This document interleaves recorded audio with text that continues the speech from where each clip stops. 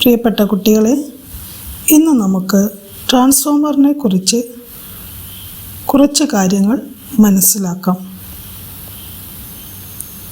എന്താണ് transformer? നിങ്ങളേവരും transformer കണ്ടിട്ടുണ്ടാകുമല്ലോ. എന്താണ് transformer? പവറിൽ വ്യത്യാസം വരാതെ AC-യുടെ വോൾട്ടത ഉയർത്താനോ താഴ്ത്താനോ സഹായിക്കുന്ന ഉപകരണമാണ് ട്രാൻസ്ഫോമർ. അപ്പോൾ ട്രാൻസ്ഫോമർ എന്നത് AC-യുടെ വോൾട്ടത ഉയർത്താനോ താഴ്ത്താനോ സഹായിക്കുന്ന ഉപകരണമാണ്.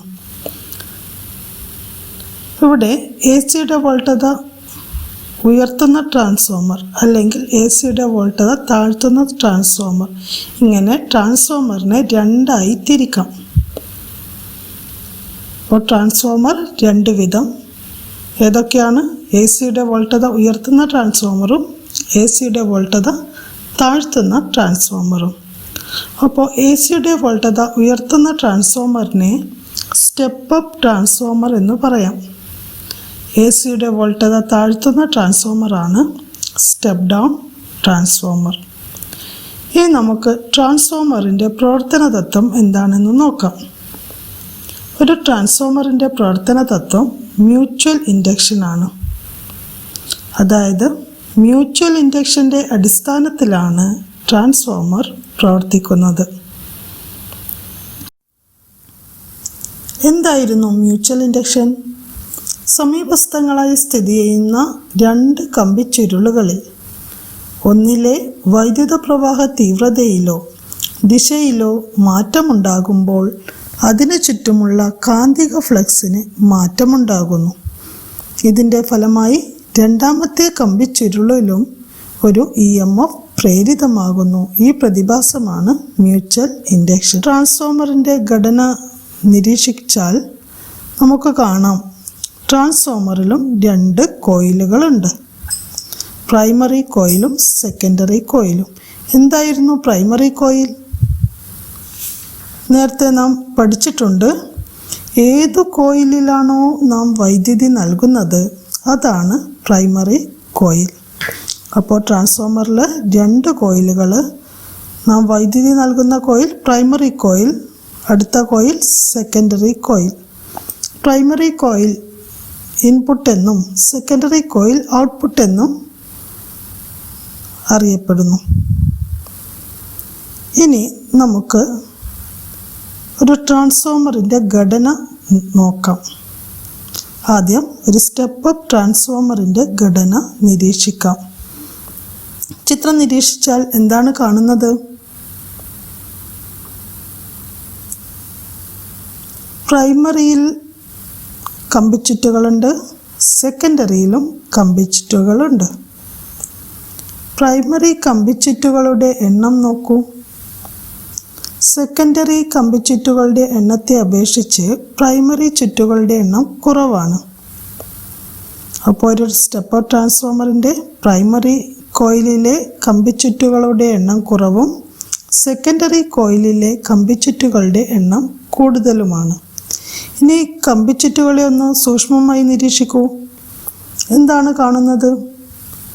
പ്രൈമറിയിൽ ഉപയോഗിച്ച കമ്പിച്ചുറ്റുകളുടെ വണ്ണം സെക്കൻഡറിയിൽ ഉപയോഗിച്ച കമ്പിച്ചുറ്റുകളുടെ വണ്ണത്തേക്കാൾ കൂടുതലാണ്. അപ്പോൾ എന്തൊക്കെയാണ് നിങ്ങളിവിടെ നിരീക്ഷിച്ചത്? പ്രൈമറി ചുറ്റുകളുടെ എണ്ണം കുറവ്, സെക്കൻഡറി ചുറ്റുകളുടെ എണ്ണം കൂടുതൽ.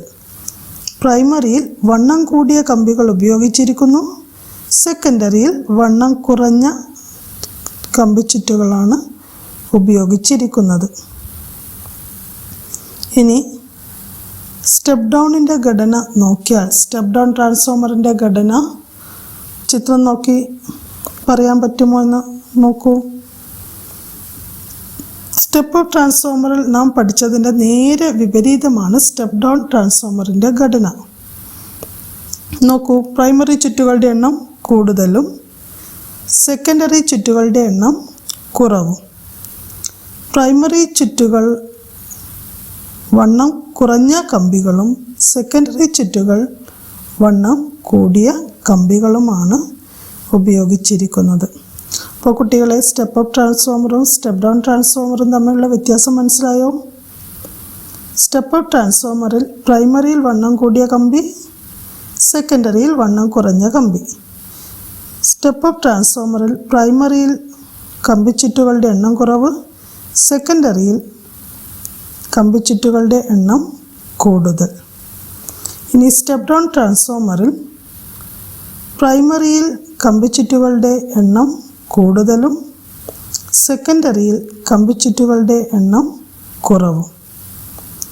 പ്രൈമറിയിൽ വണ്ണം കുറഞ്ഞ കമ്പികളും സെക്കൻഡറിയിൽ വണ്ണം കൂടിയ കമ്പികളുമാണ് ഉപയോഗിക്കുന്നത്. ഇനി നമുക്ക്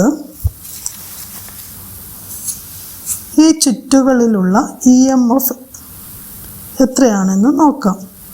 ഒരു ട്രാൻസ്ഫോമറിനെ സംബന്ധിച്ചിടത്തോളം ഇതിൻ്റെ ഇരു കോയിലുകളിലെയും ഓരോ ചുറ്റിലുമുള്ള EMF തുല്യമായിരിക്കും.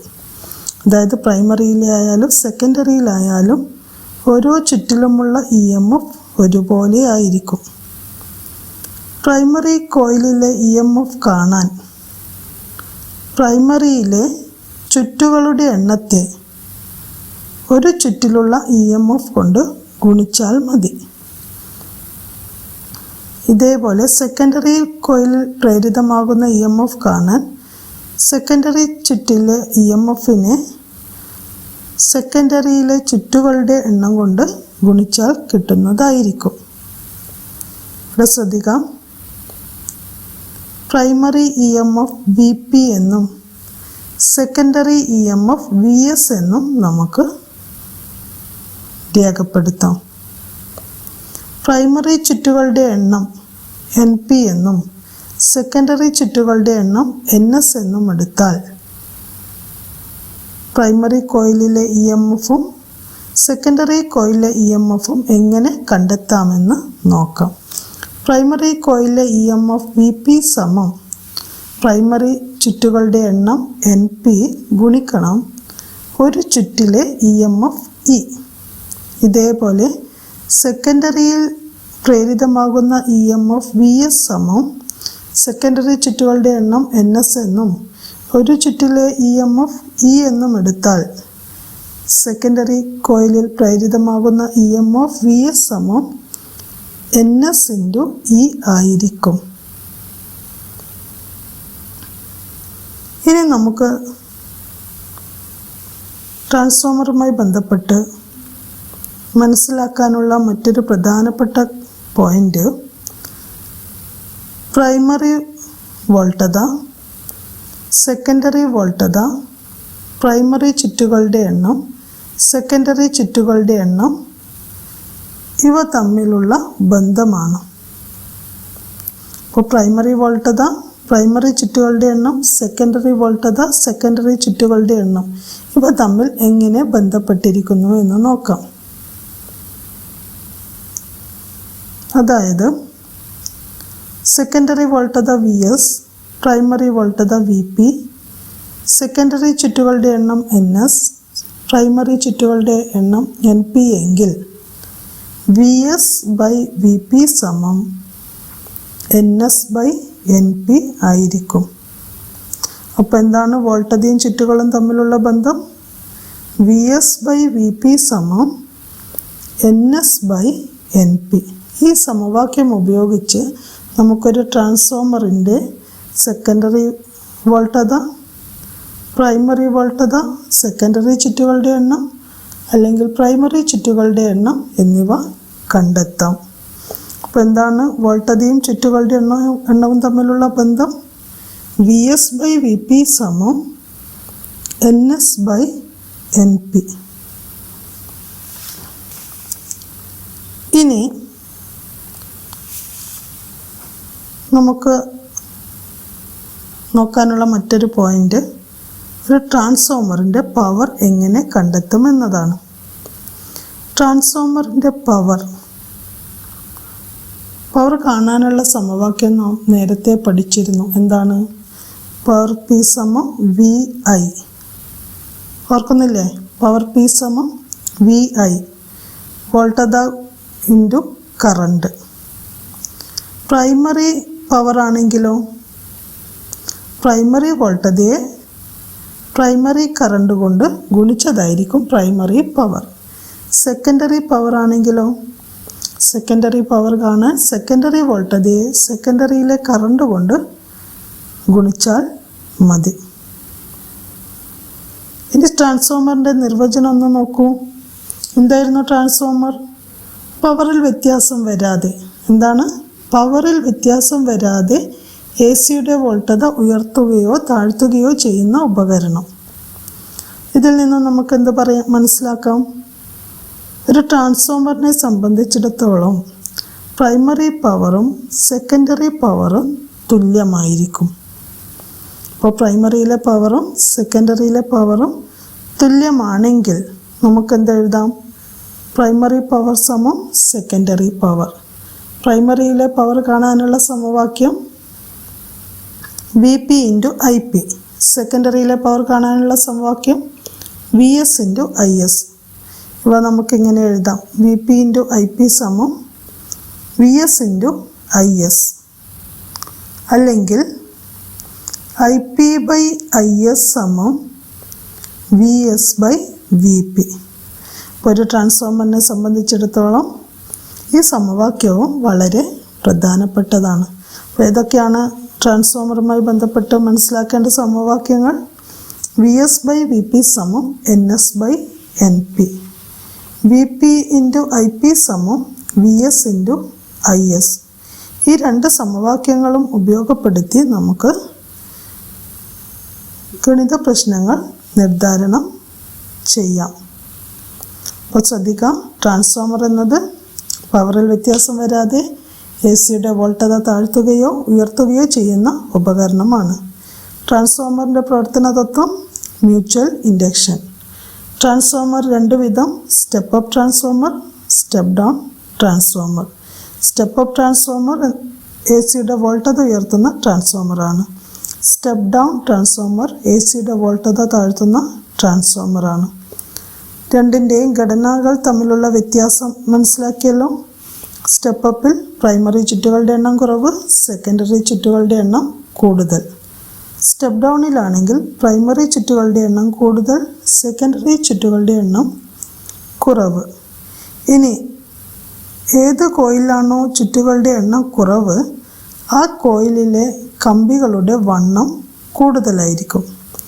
അപ്പോൾ സ്റ്റെപ്പ് അപ്പ് ട്രാൻസ്ഫോമറിൽ പ്രൈമറി ചുറ്റുകളുടെ എണ്ണം കുറവാണ്. അപ്പോൾ പ്രൈമറി കമ്പി ചുറ്റുകളുടെ വണ്ണം കൂടുതലായിരിക്കും. സ്റ്റെപ്പ് ഡൗണിൽ സെക്കൻഡറി ചുറ്റുകളുടെ എണ്ണമാണ് കുറവ്. അവിടെ സെക്കൻഡറിയിലാണ് വണ്ണം കൂടിയ കമ്പികൾ ഉപയോഗിക്കുന്നത്. ഇനി ട്രാൻസ്ഫോമറുമായി ബന്ധപ്പെട്ട സമവാക്യങ്ങൾ: VS/VP സമം NS/NP. ട്രാൻസ്ഫോമറിൻ്റെ പവറുമായി ബന്ധപ്പെട്ട സമവാക്യം VP × IP സമം VS × IS. ഒരു സ്റ്റെപ്പ് അപ്പ് ട്രാൻസ്ഫോമറിൽ പ്രൈമറി പവർ സമം സെക്കൻഡറി പവർ ആണല്ലോ. അതായത് VP × IP സമം VS × IS. Step up transformer എന്നത് AC-യുടെ വോൾട്ടേജ് ഉയർത്തുന്ന ട്രാൻസ്ഫോമറാണ്. അതായത് സ്റ്റെപ്പ് അപ്പ് ട്രാൻസ്ഫോമറിൽ പ്രൈമറി വോൾട്ടേജ് VP കുറവും സെക്കൻഡറി വോൾട്ടേജ് VS കൂടുതലുമാണ്. അതേസമയം സ്റ്റെപ്പ് അപ്പ് ട്രാൻസ്ഫോമറിൽ പ്രൈമറി കറണ്ട് കൂടുതലും സെക്കൻഡറി കറണ്ട് കുറവും ആയിരിക്കും. ഇതേപോലെ സ്റ്റെപ്പ് ഡൗൺ ട്രാൻസ്ഫോമറിൻ്റെ കാര്യത്തിൽ സ്റ്റെപ്പ് ഡൗൺ ട്രാൻസ്ഫോമർ എന്നത് വോൾട്ടേജ് താഴ്ത്തുന്ന ട്രാൻസ്ഫോമറാണ്. ഇവിടെ പ്രൈമറി വോൾട്ടേജ് കൂടുതലും സെക്കൻഡറി വോൾട്ടേജ് കുറവുമാണ്. പ്രൈമറി വോൾട്ടേജ് കൂടുതൽ എന്ന് പറയുമ്പോൾ VP കൂടുതലും VS സെക്കൻഡറി വോൾട്ടേജ് കുറവും. ട്രാൻസ്ഫോമറിനെ സംബന്ധിച്ചിടത്തോളം പ്രൈമറി കറണ്ട് കുറവും സെക്കൻഡറി കറണ്ട് കൂടുതലും ആയിരിക്കും. അപ്പോൾ ഒരു step up step down transformer തമ്മിലുള്ള വ്യത്യാസങ്ങൾ മനസ്സിലായല്ലോ. ഒരു സ്റ്റെപ്പ് അപ്പ് ട്രാൻസ്ഫോമർ എന്നത് പ്രൈമറി ചുറ്റുകളുടെ എണ്ണം കുറവ്, സെക്കൻഡറി ചുറ്റുകളുടെ എണ്ണം കൂടുതൽ. പ്രൈമറി ചുറ്റുകളുടെ വണ്ണം കൂടുതൽ, സെക്കൻഡറി ചുറ്റുകളുടെ വണ്ണം കുറവ്. പ്രൈമറി വോൾട്ടത കുറവ്, സെക്കൻഡറി വോൾട്ടത കൂടുതൽ. പ്രൈമറി കറണ്ട് കൂടുതൽ, സെക്കൻഡറി കറണ്ട് കുറവ്. ഇതേപോലെ സ്റ്റെപ്പ് ഡൗൺ ട്രാൻസ്ഫോമർ എന്നത് പ്രൈമറി ചുറ്റുകളുടെ എണ്ണം കൂടുതൽ, സെക്കൻഡറി ചുറ്റുകളുടെ എണ്ണം കുറവ്. പ്രൈമറി ചുറ്റുകളുടെ വണ്ണം കുറവ്, സെക്കൻഡറി ചുറ്റുകളുടെ വണ്ണം കൂടുതൽ. പ്രൈമറി വോൾട്ടത കൂടുതൽ, സെക്കൻഡറി വോൾട്ടത കുറവ്. പ്രൈമറി കറണ്ട് കുറവ്, സെക്കൻഡറി കറണ്ട് കൂടുതൽ. ഇതാണ് ഒരു സ്റ്റെപ്പ് അപ്പ് ട്രാൻസ്ഫോമറും സ്റ്റെപ്പ് ഡൗൺ ട്രാൻസ്ഫോമറും തമ്മിലുള്ള വ്യത്യാസങ്ങൾ.